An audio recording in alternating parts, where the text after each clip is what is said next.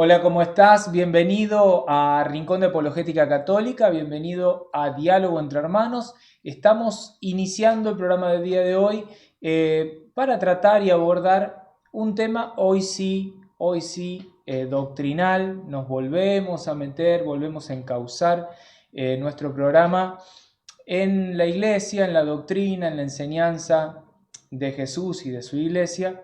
Y hoy vamos a hablar acerca de esta cuestión de la sola escritura y esta cuestión de si Jesucristo lo enseñó, lo creo, si Jesucristo no lo enseñó, no lo creo, si está en la Biblia, si no está en la Biblia. Bueno, vamos a ver un poquito toda esta parte, pero antes de meternos de lleno, ya hemos hecho nuestra oración inicial antes de iniciar este programa con nuestro hermano que está ahí esperándonos. Quiero dar la bienvenida a mi hermano Franz Agustín Hidalgo, que está desde Quesada, Costa Rica. Hola, ¿cómo estás, Franz? Bienvenido. ¿Qué tal, Franco? ¿Qué tal, hermanos? Un gusto saludarles, un gusto compartir nuevamente acá. Y como siempre, con la esperanza de que este programa sea de pura bendición y todo para la gloria de Dios. Amén. Aquí estamos, Franco, nuevamente. Qué gusto Amén. saludarte. Para mí también, Franz, un placer, como siempre, tenerte acá. Franz, el programa de hoy, bueno, es medio raro. Es una cuestión que surge de tanto ir y venir, de tanto debate que por ahí tenemos. No es debate, es dando respuestas en los comentarios a los distintos videos y programas que en algún momento de la vida hemos hecho y siempre nos solemos topar con esta respuesta, ¿no? Eso que ustedes predican, Jesús no lo enseñó. Eso que ustedes hacen, Jesús no lo hizo. Los apóstoles tampoco. Entonces, si no está en la Biblia, no lo creo. Si Jesús no lo enseñó, es doctrina de hombres. Entonces, se nos ocurrió, en realidad estuvimos dialogándolo, esta cuestión de ver las enseñanzas de Jesús, que sabemos que están contenidas, concretamente lo que él hizo y dijo está contenido en el Evangelio, y cuando hablamos de Evangelio estamos hablando de Mateo, Marcos, Lucas y Juan. Okay. Entonces, después de esos 4 evangelios, viene la vida propiamente de la iglesia, Hechos de los Apóstoles, las cartas paulinas, las cartas católicas, apostólicas o pastorales, como se les suele llamar, y el Apocalipsis allá al final. Pero hay cosas que los apóstoles hicieron.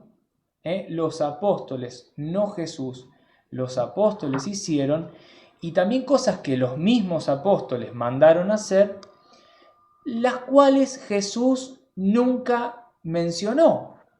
O sea, no hay referencia de eso, al menos no la he encontrado en la Biblia. Y esta es la mirada que creo que hoy queremos darle al programa, que este es un programa más para el hermano católico que pueda abrir la cabecita a esta dimensión que es la dimensión de no todo lo que está en la Biblia, no todo lo que vemos en la Biblia, Jesús lo enseñó y está escrito. A ver, un ejemplo, tan solo un ejemplo. Sí. Yo quería empezar con algo antes de los ejemplos. Me encanta. Vamos. Porque es lo que nos echan en cara muchas veces de que no está en la Biblia aquí que allá, y aunque uno les dice, y siguen diciendo, no, es que eso no es así. Tengo aquí a mano, yo no sé si tienes la Biblia, sí. Juan 21, 25, yo lo tengo aquí. Juan 21, 25, sí. Dice, y hay también otras muchas cosas que hizo Jesús, las cuales, si se escribieran una por una, pienso que ni aún en el mundo cabrían los libros que se habrían de escribir. Amén. Palabra de Dios. Te alabamos, Señor. Exacto.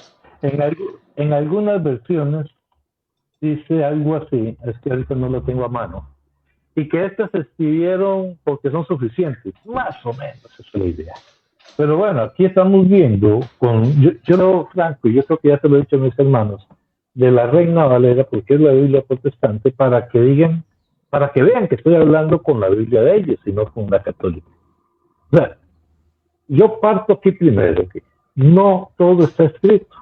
Y ahora sí, perdone que te interrumpí, póngame los ejemplos que ya vas a poner y los vamos comentando. Sí, hay mucho para ver. A ver, primero, sabemos que Jesús, hubo momentos, y esto lo decimos siempre, pero hay gente que no le presta atención o no quiere prestarle atención, hubo momentos en los que Jesús enseñó al pueblo, o sea, la catequesis, la enseñanza era para el pueblo, y en conjunto con el pueblo estaban los apóstoles que iban como aprendiendo ese pastoreo, ¿no? Iba aprendiendo el ministerio que les iba a tocar. Y hubo momentos en donde Jesús la enseñanza la dirigía exclusivamente a esos elegidos. Sabemos que Jesús no salió él solito, caminó él solito y paraba en la ciudad y decía, bueno, a ver, vengan todos, les voy a hablar, tiqui, tiqui, tiqui, tiqui, y hablaba. Y seguía otro pueblo, vengan todos, les voy a hablar, tiqui, tiqui, tiqui, y le hablaba. No, o sea, Jesús primero se organizó su grupito, o sea, eligió un grupito. Ese grupito que eligió lo formó durante lo que se llama la vida pública, que fueron, al menos se dice, unos 3 años, ¿no? Lo formó en estas predicaciones o catequesis con la gente y en predicaciones privadas, donde estaba solito con ellos. El mejor ejemplo, sí. Mateo 13, del 10 en adelante, por si lo querés leer, y si no, ahí lo pueden buscar los hermanos. Mateo 13 del 10 en adelante. Sí, yo porque lo quiero poner en pantalla, Franz, para que mientras vos lo leas, ahí está en pantalla. Me disculpa, las versiones que son un poquito diferentes. No importa, pero entonces, para que vean que no hay tanta diferencia, porque la Biblia que están viendo en pantalla es la Biblia versión católica del Libro del Pueblo de Dios, y la versión que va a leer Franz es la versión Reina Valera de nuestros hermanos separados, para que vean que no hay diferencia en realidad. Léelo tranquilo, Franz. Sí, dice, entonces, Acercándose, los discípulos le dijeron, ¿por qué les hablas por parábolas? Él respondiendo les dijo, porque a vosotros os es dado saber los misterios del reino de los cielos, mas a ellos no les es dado. Porque a cualquiera que tiene se le dará y tendrá más, pero al que no tiene aún, lo que tiene le será quitado. Por eso les hablo por parábolas, porque viendo no ven y oyendo no oyen ni entienden. Básicamente, ahí pueden seguir leyendo. Aquí Jesús le está diciendo a ellos, a ustedes yo les explico. Por cierto, que un poco más abajo Jesús ya viene y le explica la parábola. Una cosa es a los apóstoles, que son los discípulos directos de ellos, los que van a tener la responsabilidad más adelante, en Mateo 28, 20, 21 por ahí, de predicar ese evangelio, pero que no fue a todos a que se los dijo, se les trató así. Perdone que otra vez se interrumpí. No, pero el diálogo es así. Es un diálogo y me encanta que sea así. Bueno, en eso que acabas de leer, si vamos a Mateo 28, 19, 20, como decías recién, Jesús envía este envío. Sabemos que tiempo atrás había enviado, mientras él estaba en su vida pública, había enviado 72 personas, les dio indicaciones, van, vuelven. Pero ahora está con, la palabra indica que está con sus elegidos, ese grupito chiquito, que eran 11, porque ya Judas Iscariote ya no estaba entre medio de ellos. Y los envía y les da un mandato, una orden concreta, que muchos quieren sacarle el cuerpo. Claro, la cuestión es que Jesús envía a hacer tal y cual cosa, que hacer esto que te estoy diciendo es hacer discípulos, bautizar y enseñar, a ese grupito selecto, al que él eligió después de estar en el monte. Va a decir Marco, bajó del monte orando y fue eligiendo a sus 12 personas y los va a enumerar. Jesús envía ese grupito. Jesús no envía a todo el pueblo y dice, bueno, todos ustedes que estuvieron escuchando mi enseñanza, los que les expliqué allá, los que les expliqué allá, los que vieron lo que yo hice, bueno, todos vayan y anuncien las maravillas. No. Jesús envía a bautizar, envía a proclamar la buena noticia, envía a enseñar todo lo que él enseñó a ese grupito. ¿Y por qué hago hincapié en esto? Porque resulta que viene hoy gente, por ejemplo yo no soy enviado y lo tengo claro, pero hay gente que viene separada de estas personas que fueron enviados, aparecen así de la nada y como ya leyeron ahí que Jesús los envió a predicar, ya se sienten parte de ese envío y empiezan a anunciar y van anunciando lo que van creyendo entender. Y lo que van agarrando de distintos lugares, esto me gusta, esto también, papá, y van anunciando. Entonces, poner la atención en el texto y en el contexto del texto. ¿Por qué digo esto? Porque ahora nos vamos a meter a ver cosas que hicieron los apóstoles, pero que en el Evangelio no está escrito que haya mandado Jesús a hacer eso. ¿Y por qué decimos esto? Y lo vamos a decir con Franz. Porque esa es la vida de la iglesia. Es ya la iglesia caminando y decidiendo, tomando decisiones, y que están en la Biblia. Pero lo que nosotros queremos que ustedes piensen y pongan la atención, el foco y la mirada, es en si hay algún indicio, algo escrito, de que Jesús haya dejado esa orden, o esas órdenes, porque vamos a ver un par. Vamos a ver cuánto tiempo, ya vamos 15 minutos de programa, vamos a ver cuánto tiempo nos lleva. Franz, un ejemplo. Dame un ejemplo. Un ejemplo, bueno. Vamos a empezar con los Hechos de los Apóstoles. Vámonos al primer capítulo de Hechos de los Apóstoles. Bien. En capítulo 1, verso 15. Hechos de ¿Lo los tenés a Apóstoles. mano? Lo tengo en la palabra acá en mi Biblia, pero lo voy a buscar en la pantalla también porque lo quiero compartir. Ahí está en pantalla. Okay. Hechos 1:15 en adelante. Ya recuerden que Jesús subió al cielo y se van los apóstoles eh, a, a Jerusalén. Hay un detallito ahí, pero creo que no es para este programa, porque vamos a ver que 10 días después viene el Espíritu Santo, 9 días después. Ellos se van a hacer la novena y terminada la novena llega el Espíritu Santo. Pero repito, eso es para otro, que tampoco Dios lo mandó, pero ellos lo hicieron. ¿Ves? Bien. En aquellos días, Pedro se levantó en medio de los hermanos y reunidos eran como 120 en número y dijo, Perdón, varones, ahí perdón, hay un detalle que se me pasó ahí, que no lo había ¿qué pasó? pensado. Mirá vos, no lo había pensado. ¿Quién se levantó? Pedro, Claro, recordemos que eran 11. Jesús los envía apóstoles, 11, correcto. pero se levanta Pedro. Eso es un Bien. detalle que no es menor. Para la iglesia no es menor. Ahora sí, seguí, Franz. Ok, es que mi hija me puso un mensaje y yo me puse a responderle con toda pena, discúlpeme y sigamos. Y dijo, varones hermanos, era necesario que se cumpliese la escritura en que el Espíritu Santo habló antes por boca de David acerca de Judas, que fue guía de los que prendieron a Jesús y era contado con nosotros y tenía parte en este ministerio.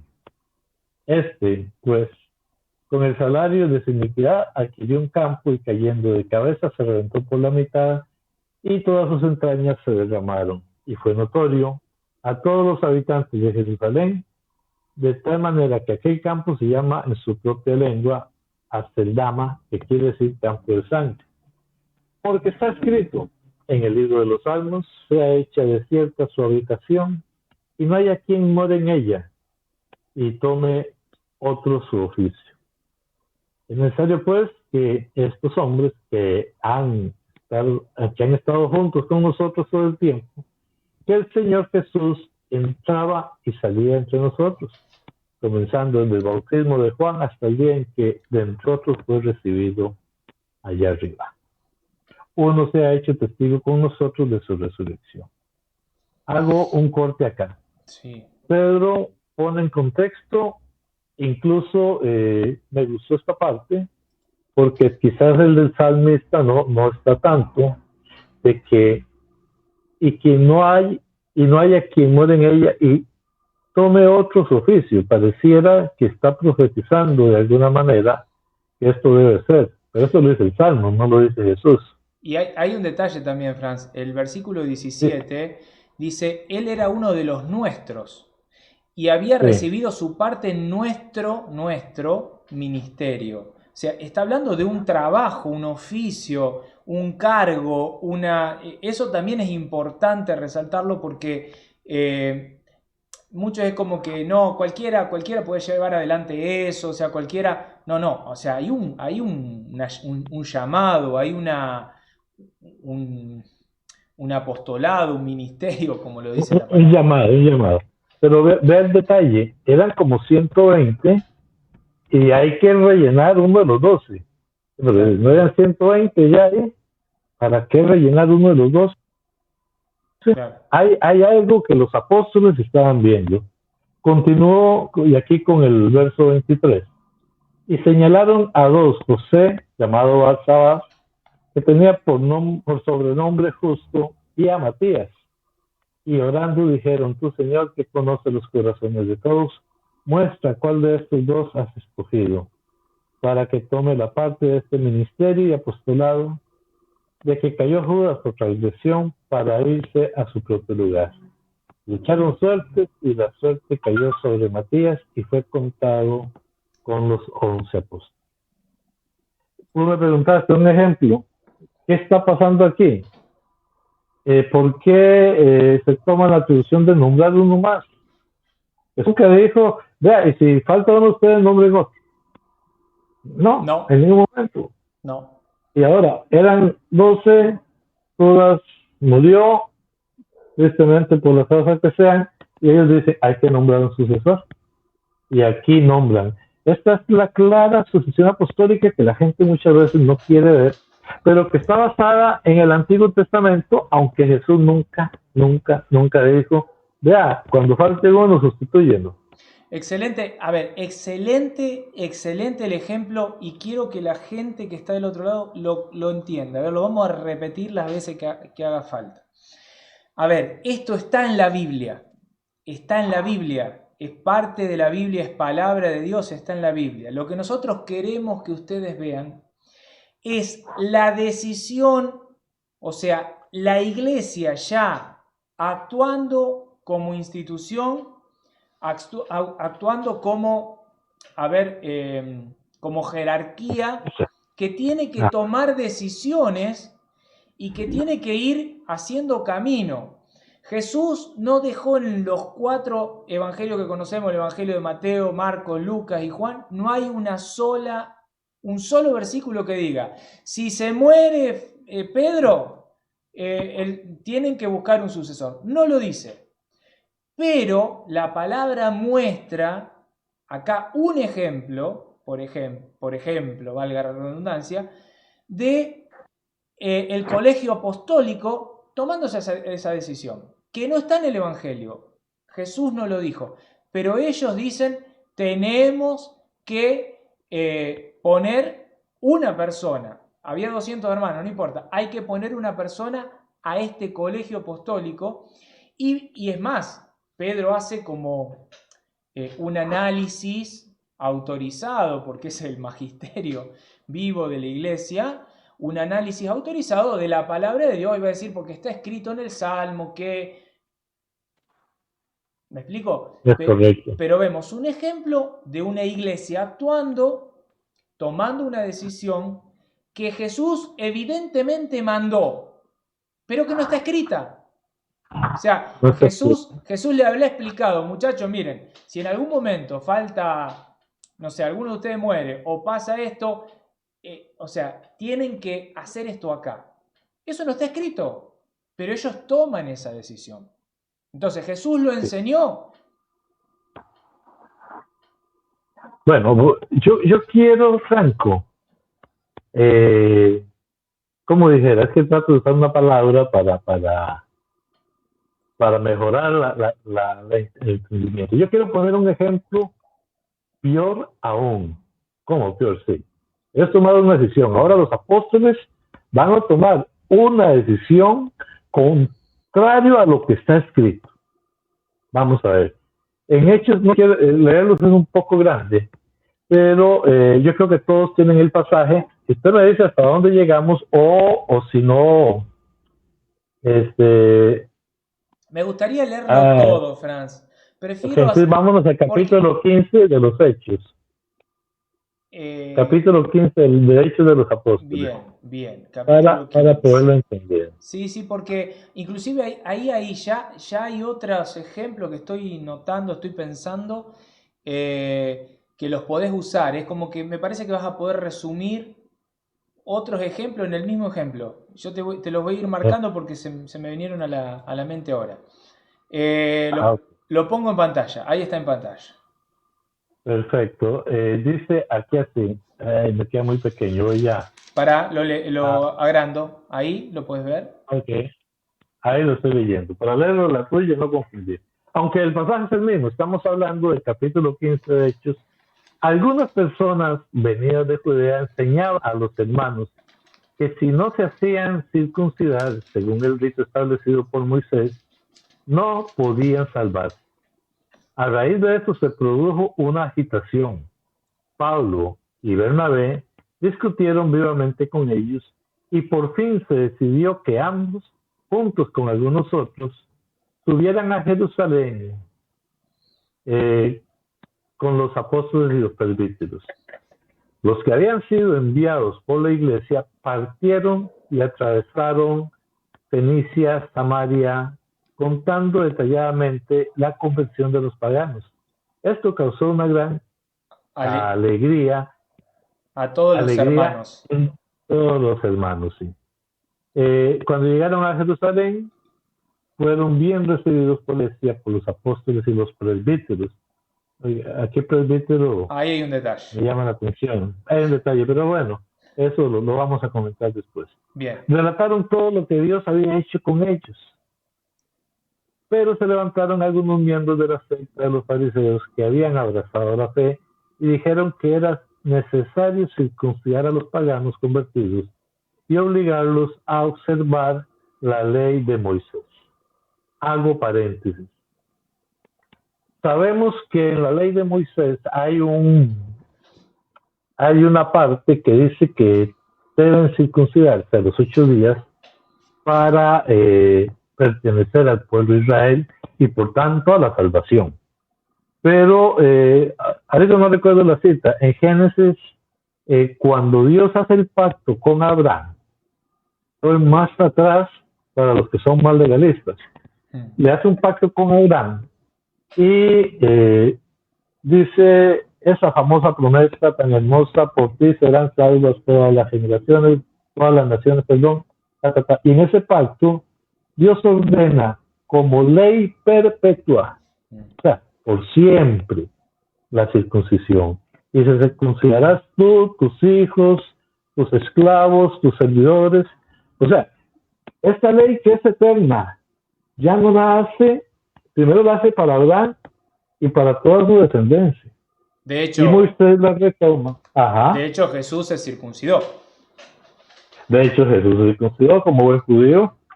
Todos los apóstoles, posiblemente, no dudo yo que todos eran circuncidados. Pero lo que hoy es que es una ley eterna desde Abraham. Ya la ley mosaica posteriormente lo contempla otra vez, que a los 8 días debe ser circuncidado. Entonces, ¿qué sucede? Sigamos leyendo. O sea, lo que quiero poner en contexto de lo que decía la ley y de lo que van a discutir en esto que se llama el primer concilio de Jerusalén. Perdón, es que se me olvidó cambiar el teléfono. Y bueno, me va supliendo mientras pongo en silencio. Bien, dice versículo 7, al cabo de una prolongada discusión, o sea, estaban discutiendo los muchachos, otra vez Pedro se levanta y dijo: hermanos, ustedes saben que Dios desde los primeros días me eligió entre todos ustedes para anunciar a los paganos la palabra del Evangelio a fin de que ellos abracen la fe. No sé si querés seguir leyéndolo vos, Fran, si querés hacer alguna acotación. No, sigamos.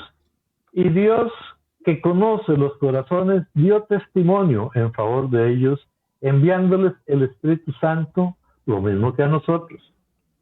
Él no hizo ninguna distinción entre ellos y nosotros y los purificó por medio de la fe. ¿Por qué ahora ustedes tientan a Dios, pretendiendo imponer a los discípulos un yugo que ni nuestros padres ni nosotros podemos soportar? Por el contrario, creemos que tanto ellos como nosotros somos salvados por la gracia del Señor Jesús. Seguimos después. Toda la asamblea hizo silencio para oír a Bernabé y a Pablo, que comenzaron a relatar los signos y prodigios que Dios había realizado entre los paganos por intermedio de ellos. Cuando dejaron de hablar, Santiago tomó la palabra, diciendo: hermano, les ruego me escuchen. Simón lo ha expuesto como Dios dispuso desde el principio elegir entre las naciones paganas un pueblo consagrado a su nombre. Con esto concuerdan las palabras de los profetas que dicen: después de esto yo volveré y levantaré la choza destruida de David y restauraré sus ruinas y la reconstruiré, para que el resto de los hombres busque al Señor, lo mismo que todas las naciones que llevan mi nombre. Y así dice el Señor, que da a conocer estas cosas desde la eternidad.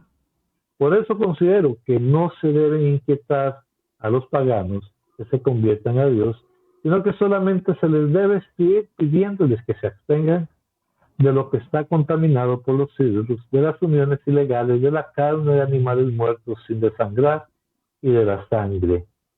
Desde hace muchísimo tiempo, en efecto, Moisés tiene en cada ciudad sus predicadores que leen la ley en la sinagoga de los sábados. Entonces los apóstoles, los presbíteros, la iglesia entera decidieron elegir entre ellos algunos y enviarlos ante sí con Pablo y Bernabé.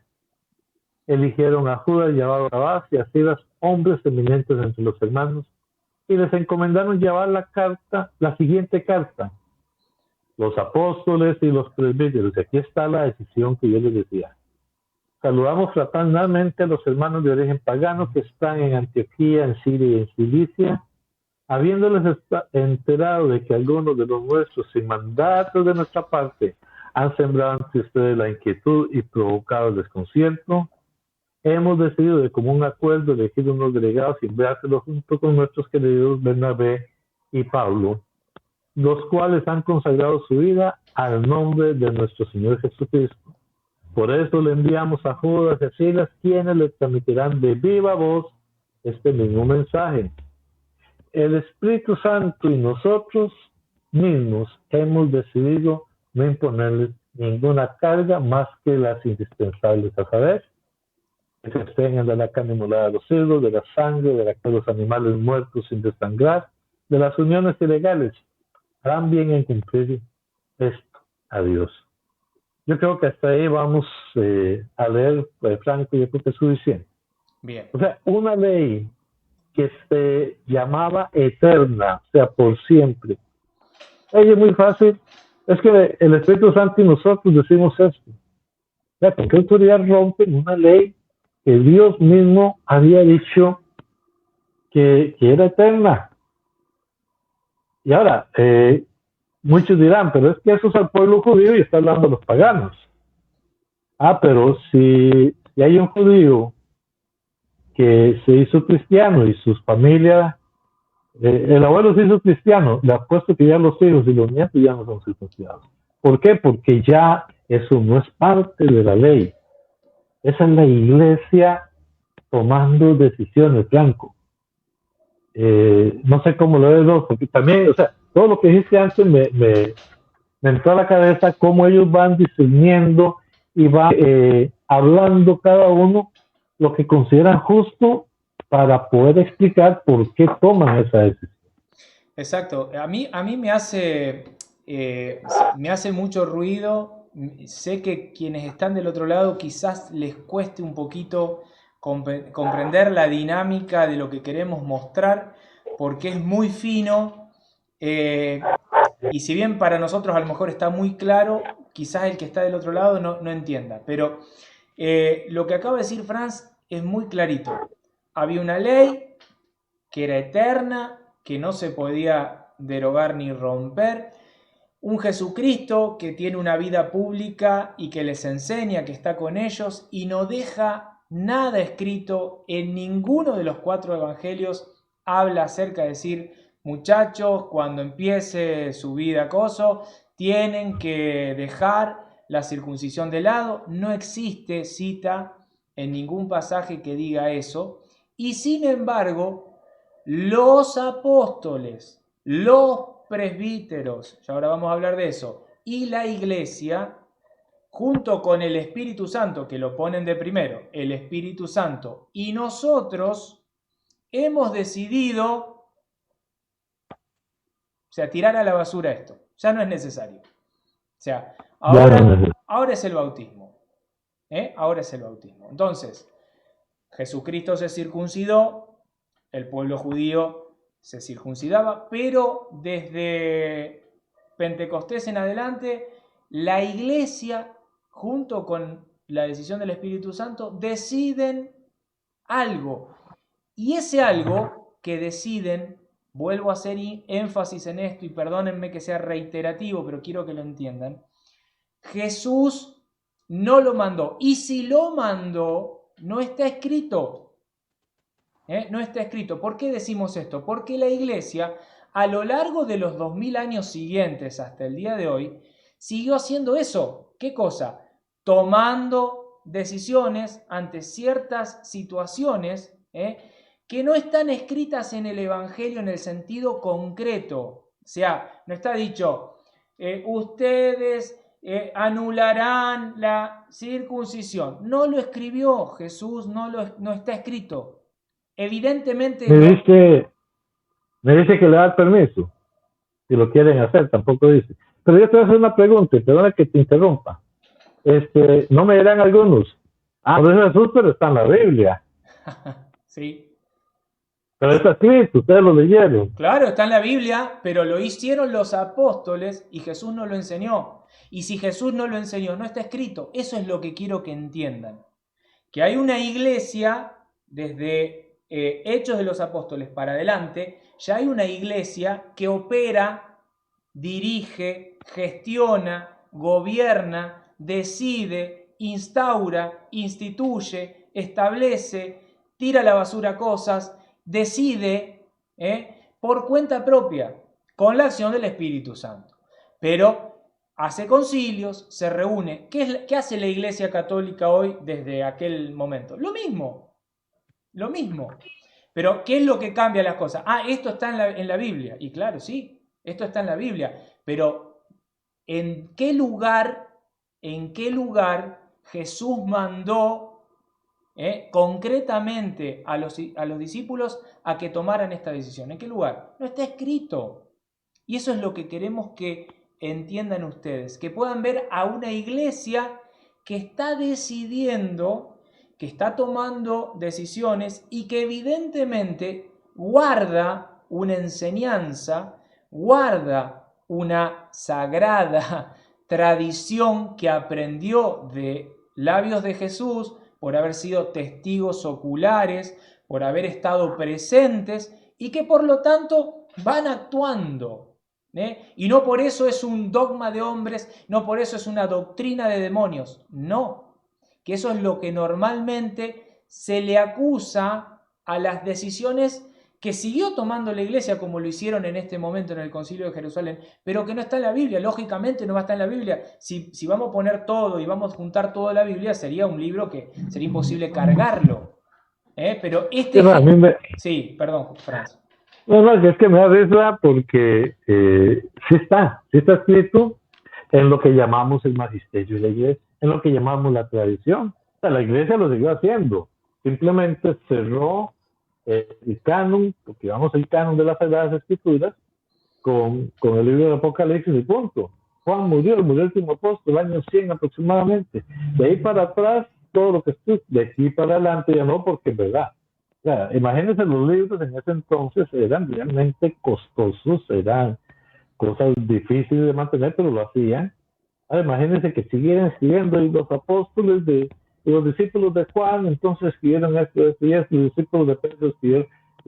Eso sí existe, lo tenemos en la iglesia, en el magisterio, porque la iglesia no muere con Juan, el último apóstol. La iglesia continúa caminando y toma decisiones, como hoy en día. ¿Por qué predican por internet si en la Biblia no dice que hay que predicar por internet? Pero lo hacemos.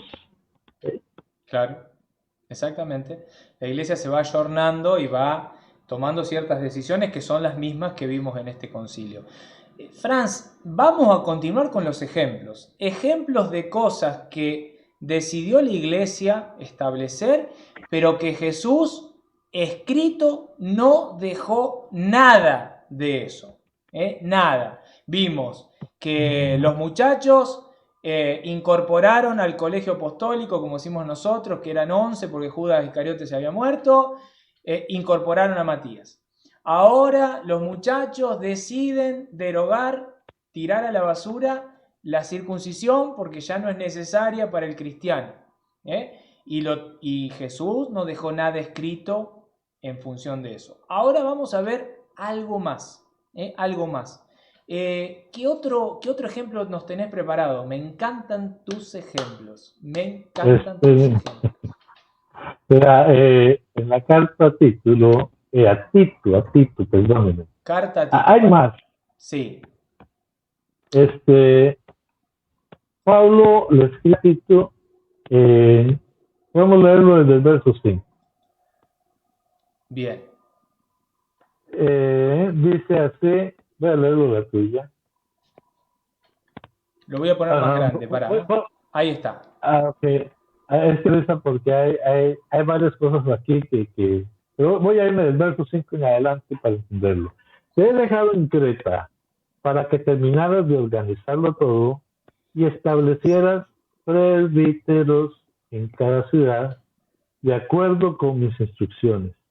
Y el 6 en adelante viene una serie de, no de requisitos, de observaciones necesarias para ellos. Todos ellos deben ser irreprochables, no haberse casado sin una sola vez, tener hijos creyentes, etcétera.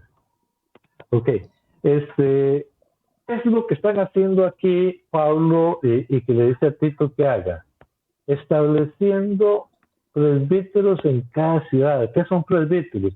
Por eso cuando leía las citas anteriores de Hechos 15, que se reunieron los apóstoles con los presbíteros. ¿Quiénes son presbíteros? Los presbíteros son los sacerdotes. Los que dicen que no hay sacerdotes en la Biblia, aquí los tenemos. Hay dos pasajes, uno que sí yo lo traje, el otro que no me acordaba, pero que lo leímos y vemos que es cierto. Hay muchos, Porque hay muchos. sí, se los voy tirando para que lo vayan buscando, ya que va diciendo Primera de Pedro, Carta de Pedro, Primera de Carta de Pedro, capítulo 5, la Carta de Juan, Juan se presenta como presbítero, Primera Carta de Timoteo, habla Pablo a Timoteo sobre los presbíteros, ahora a Tito, estás hablando de una carta de Tito, los presbíteros. Que alguien me diga, ¿a dónde Jesús en el Evangelio mandó a establecer presbíteros?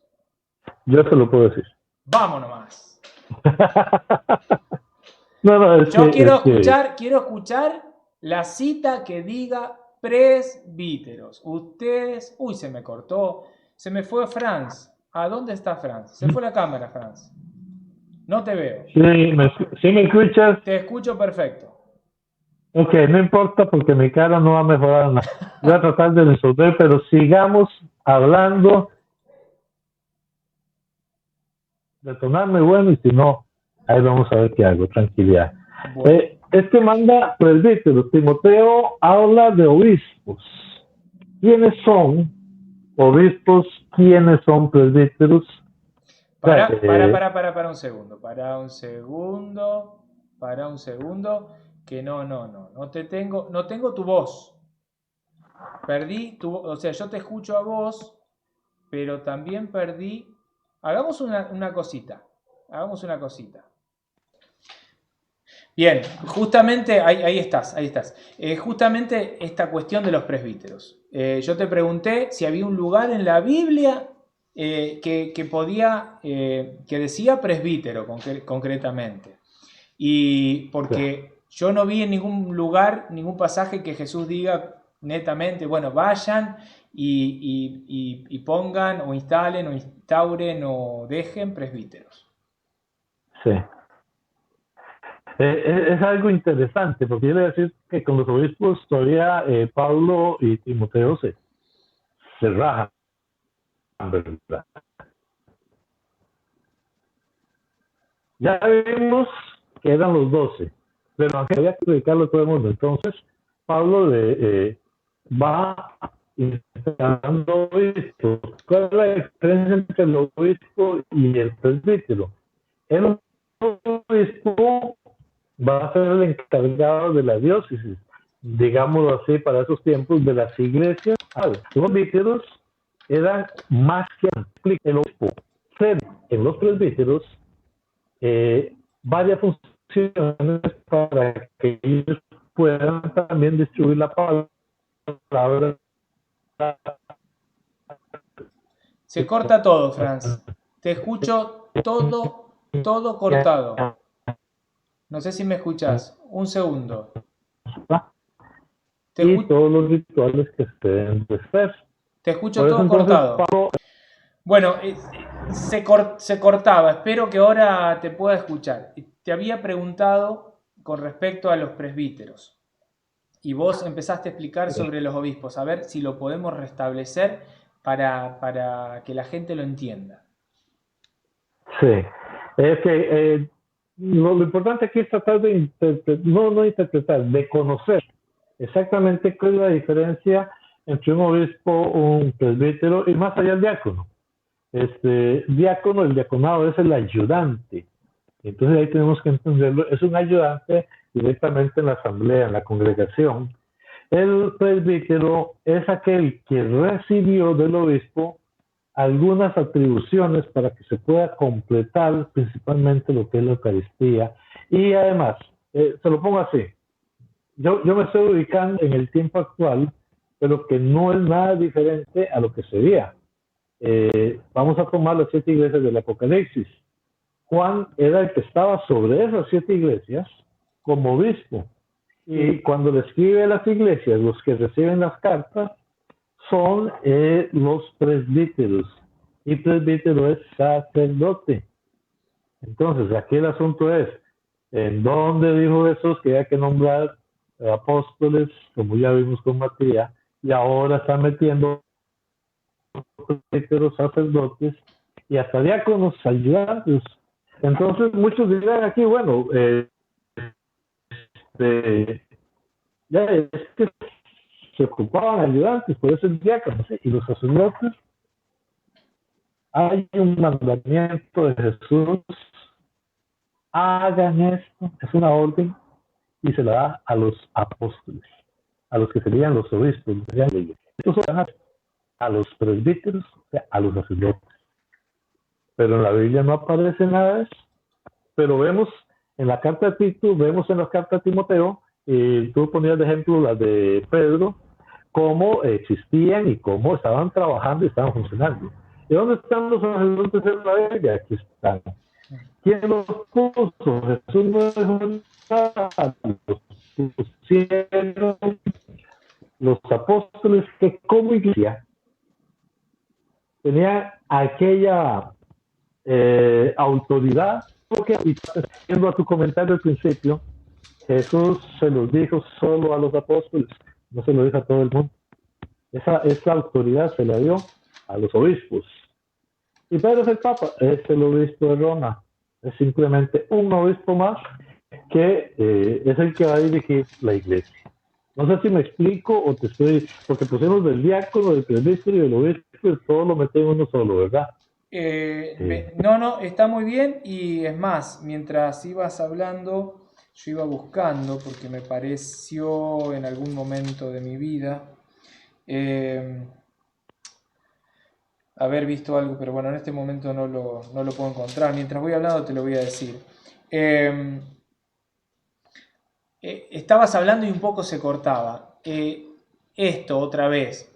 En la palabra de Dios están los presbíteros, en la palabra de Dios están los diáconos, en la palabra de Dios están los obispos, pero figuran, se encuentran desde los hechos de los apóstoles hacia adelante. O sea, desde los hechos de los apóstoles para atrás, en el Evangelio concretamente de Jesucristo, Mateo, Marcos, Lucas, Juan, no hay ningún rastro más allá de la orden, mandato que nosotros vemos en el Evangelio de San Lucas, bueno, en los distintos evangelios sobre la última cena, cuando les da esta orden, hagan esto en memoria mía.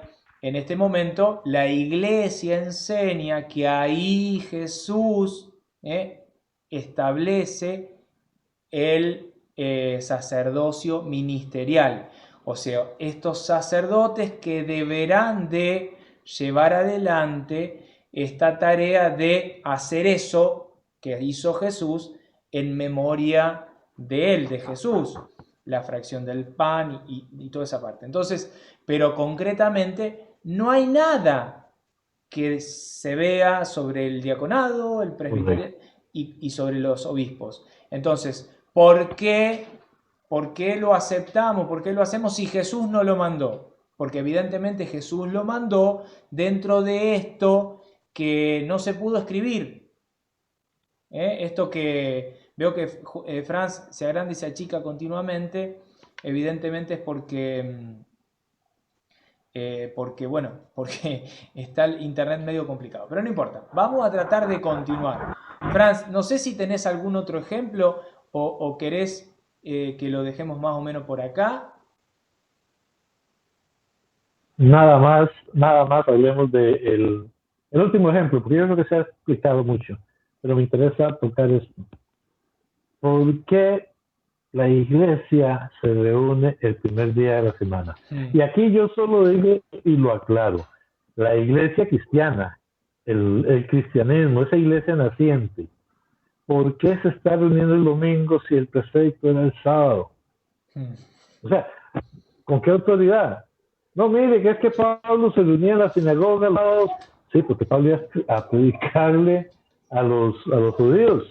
Si iba el domingo a predicarle, no encontraba a nadie. exacto. Pero los cristianos, ahí yo invito a cualquiera a que me den un solo verso en la Biblia en que se estén reuniendo los sábados, los cristianos, de la resurrección de Cristo en adelante. Y yo aclaro esto, la resurrección de Cristo en adelante, por un motivo, Franco, que Jesucristo no vino a abolir la ley, sino dar cumplimiento, darle plenitud. El único que cumple la ley es Jesucristo. Y tanto así que la terminó cumpliendo hasta el día sábado y resulta el domingo. El cristianismo inicia formalmente con la resurrección de Cristo. Y resulta que Él resucita el día primero de la semana, el domingo. Los apóstoles ya están reunidos el domingo. Y Jesús los visita y se presenta a ellos. Y el resto de la semana, ¿qué hizo Jesús? No sabemos, no dice. Pero dice que se vuelve a presentar ante ellos El el domingo. domingo. Otra vez una semana después. Y entonces aquí estamos viendo cómo, eh, aunque aquí sí está en el Evangelio, porque Jesucristo se reúne con ellos el domingo, pero podemos seguir viendo otra vez a Hechos de los Apóstoles, principalmente en el capítulo 17, donde dice que se reunían el primer día de la semana. Pero si es Exactamente. que el, el prefecto era cambiar. Y aquí quizás hemos venido hablando de la autoridad de la iglesia. Pero yo quiero nada más dejar ahí el picantico, como decimos nosotros. Que también el Antiguo Testamento, el Antiguo Pacto, murió con Jesús y ahora estamos viviendo un nuevo pacto. Y ese nuevo pacto cambian algunas cuestiones. Por ejemplo, el sacerdocio antes solamente era levítico o de la familia de Aarón. Ahora el sacerdocio ya no es de Melquisedec, y entonces aquí hay algunas cuestiones que ofrece pan y vino, pero además que ya Melquisedec no es de origen ni siquiera judío. O sea, ya el sacerdocio se extiende a cualquiera. ¿Cómo que cambió el pacto? Sí, tenemos muchas citas, por ejemplo en Gálatas 4. Todo Gálatas 4 viene, la explicación no lo vamos a leer porque es muy, pero ustedes lo pueden agarrar. Cómo Pablo va explicando que incluso la ley antigua es una ley de muerte, mientras que el nuevo pacto es una ley de vida. Y lo repite Pablo en la segunda de Corintios, pueden leer a partir del verso 3 en adelante, donde va haciendo la explicación de que el antiguo pacto, la ley de Moisés, va muriendo para dar paso al nuevo pacto. Entonces, todo esto que vemos y que se repite otra vez, es que a mí a veces me llama la atención cuántas veces la Biblia habla de este pacto que murió, pero que la gente quiere seguirlo viviendo, cuando es muy claro. ¿Y por qué Pablo, con qué autoridad hace? Con la autoridad de la nueva iglesia. Es autoridad de que te doy las llaves y que ahora puedes atar y desatar. Pero no solo esa autoridad, sino el nuevo pacto que se hace con la sangre del Cordero, con la sangre de nuestro Señor Jesucristo. Y aquí les digo citas, léanlas tranquilamente, Gálatas 4, 2 Corintios 3, y sigan leyendo. Y hay más en Hebreos, pueden seguir leyendo. Como vemos, el antiguo pacto muere, pero los mandamientos Jesús estableció nuevos mandamientos. Es otro tema para otro programa. Y podemos entender entonces que ya no estamos sujetos o ya no tenemos que cumplir la ley como tal. Ahora, Santiago llega a decir, mire, si usted insiste en cumplir la ley, pues cúmplala toda. Entonces yo le diría, a los que quieren seguir viviendo bajo la ley, empiece por circuncidarse, empiece por unirse los sábados, empiece por dejar de comer carne y no cualquier carne, empiece por cumplir todos los preceptos, porque el que vive por la ley, que debe morir por la ley. Nosotros ya vivimos por la gracia, no, estamos de acuerdo, pero ahora el Espíritu de Dios en nosotros que recibimos por el bautismo nos va a mover a vivir la nueva ley de Cristo, que principalmente es el amor, y a través del amor completamos el reino de Dios. No sé si me explico. A muchos hermanos no les gusta este tema. No, muy claro, muy claro. Pero ahí se los mostré en la Biblia. Bien, muy claro. Algo que les aclaro siempre, porque, bueno, cada vez que los mandamos a leer algo de la Biblia y los mandamos a leer sin el magisterio, pasan estas cuestiones. Está la interpretación ya instalada, instaurada por los falsos, o sea, los lobos vestidos de corderos que presentan una enseñanza completamente torcida, fragmentada, mutilada, deformada, y que, claro, no van a ver nunca esto que estamos tratando de mostrarles.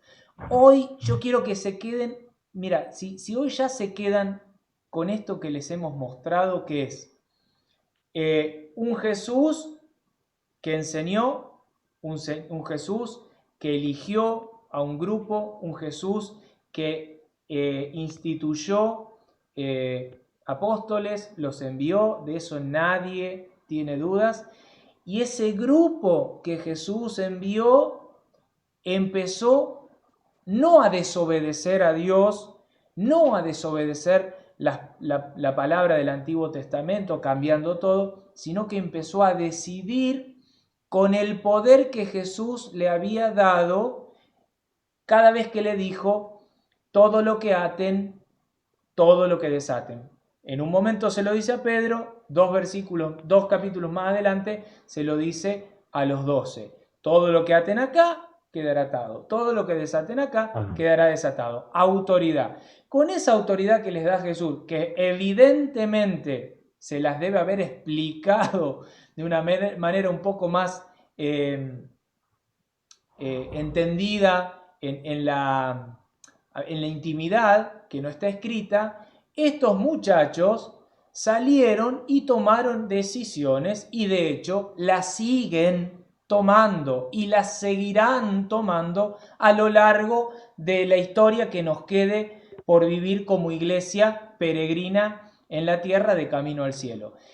Eso nosotros tratamos de mostrarle, que muchas de las cosas que están en la Biblia, que ustedes dicen, sí, pero está en la Biblia, es palabra de Dios, por eso lo creo. Bien, pero están en la Biblia, pero Jesús no lo enseñó tácitamente en la Escritura, no está escrito. Ustedes que son sola Escritura, fíjense, entonces, si no está escrito por Jesús, no está dicho por Jesús en el Evangelio, ¿por qué la iglesia lo hace? Lo hace porque tiene autoridad y lo sigue haciendo. ¿Cuál iglesia? Y bueno, lo sabemos, aunque no lo quieran aceptar. La única que puede demostrar unidad, sucesión, la única. Yo quería, porque tú lo dijiste muy claro, yo quería recordarles dos citas y quizás una tercera. Segunda Pedro 1:20, y se la veo rápido, entendiendo primero que ninguna... Pará, Franz, pará. Pará.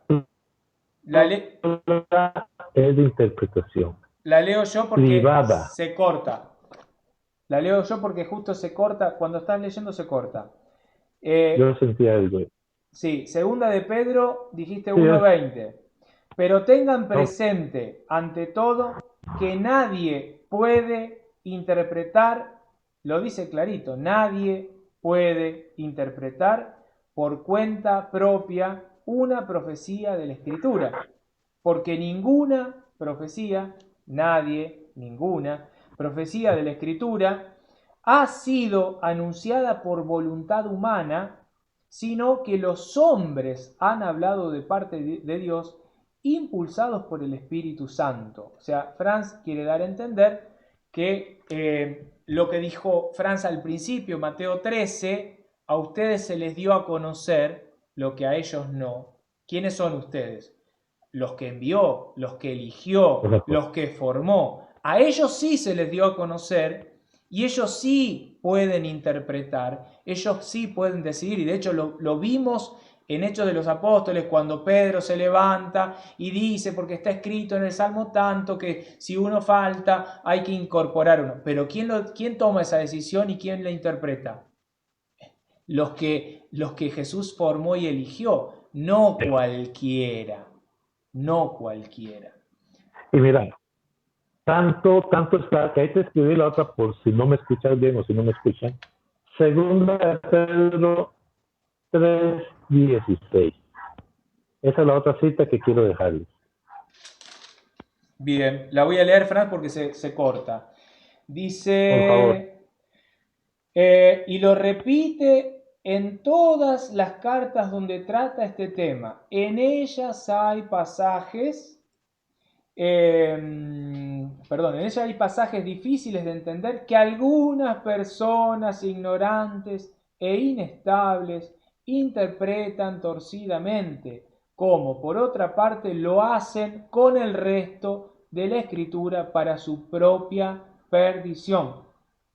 Hermanos míos, ustedes estén prevenidos. Bueno, eso es lo que tratamos de hacer. Nosotros dos no podemos enseñar nada separados del magisterio. Por eso, cuando los mandamos a leer algo, muchas veces nosotros estamos afirmados como un ancla al magisterio. ¿Qué es el magisterio? El catecismo, la enseñanza de la iglesia, una enseñanza que tiene 2000 años de historia ininterrumpida. Entonces, claro, yo te mando a vos a buscar en la Biblia y vos vas y lees con la enseñanza torcida de tu secta, de tu denominación, y bueno, no entendés nada. O lo entendés torcido, o lo entendés mal. Pero creo que quedó claro que nadie fuera de estos elegidos que continúan, como lo hizo Pedro con Matías, cuando digo Pedro, digo toda esa gente que estaba reunida junto con los apóstoles, hicieron con Matías, de esa misma manera, esos que continúan son los que pueden darnos a comer, por decirlo así, la Sagrada Escritura interpretada. Nosotros no podemos jugarnos a decir, definir, porque acá, no. Sí, Franz. Lea la última cita. ¿Por qué lo dices? Ahí te dejé la última cita también. Bien. Para que la leas. Primera de Timoteo 3:15. Recién un hermano separado en un comentario de un video que hice hace mucho tiempo sobre el sacerdocio, me acaba de escribir que ahí habla de la iglesia, pero que en ningún lugar dice católica. No hay... Porque es la única. Bueno, no dice católica y yo siempre les digo lo mismo. Hermanos, si la verdad quiere estar en ustedes y son verdaderamente honestos, vayan para atrás. A ver, busquen el hilo. Es fácil, pero es fácil. Busquen el hilo. Vos decís, yo necesito unir Costa Rica con Argentina. Y bueno, hay un hilo conductor. ¿Por dónde voy a ir? Y voy a venir por esta ruta. Hay una ruta que me lleva de Costa Rica a Argentina. No puedo ir ruta terrestre, iré aérea. Y si no puedo ir aérea, iré por mar. Pero hay una ruta que une Costa Rica con Argentina. Lo mismo pasa con Pedro, los apóstoles y hoy, el presente. ¿Cómo puedo venir a hablar yo de que mi iglesia y tan hipócrita soy que no quiero mirar para atrás? O no hace falta, no es importante. ¿Cómo no es importante? ¿Para qué eligió Jesús esas personitas? ¿Para qué la formó? ¿Para qué dice que a ellos solo se les dio la capacidad de comprender las escrituras? Perdonen, pero se me va la efusividad. Primera de Timoteo 3:15 dice, voy a leer desde el 14. Aunque espero ir a verte pronto, te escribo estas cosas por si me atraso. Así sabrás cómo comportarte en la casa de Dios, es decir, en la iglesia del Dios viviente, columna y fundamento de la verdad. Columna y baluarte, podrá tener otra, porque esta es mi Biblia, el libro del pueblo de Dios, versión católica, pero tu Biblia protestante dice exactamente igual. Entonces, Pablo le dice, a ver, si yo me llego a demorar, no te separes del magisterio, no te separes de la unidad con la cabeza. De hecho, podríamos ir un montón, Franz, cuando Pablo vuelve a ver si lo que él predicaba era real o no, si estaba bien, y se queda, o sea, sube a Jerusalén, está con los apóstoles. O sea, tiene que haber siempre una unidad con esos que Jesús envió. Si no hay unidad, podrás hablar muy lindo, podrás interpretar a tu manera de ver muy bien las escrituras, te cerrará porque te cierra en tu manera de ver.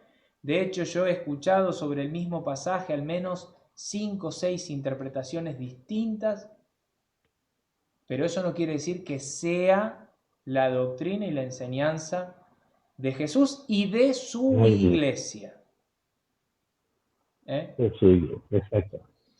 Franz, Ese 1:06.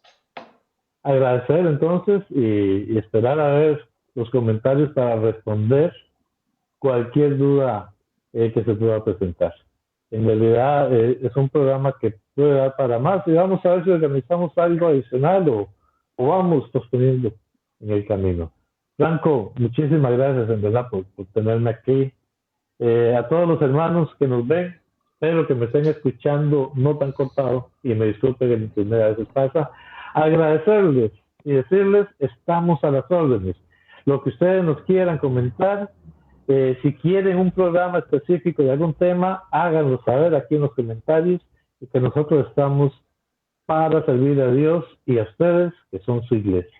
Amén. Amén, qué lindo. Bueno, decirles también, el programa del próximo martes es probable que lo estemos grabando con anticipación, por eso, bueno, a lo mejor nos vean un poco desconectados con ustedes de la realidad, es porque yo durante un par de días no voy a estar aquí en mi pueblo, en mi casa, y se me dificultaría grabar, entonces lo vamos a grabar durante esta semana.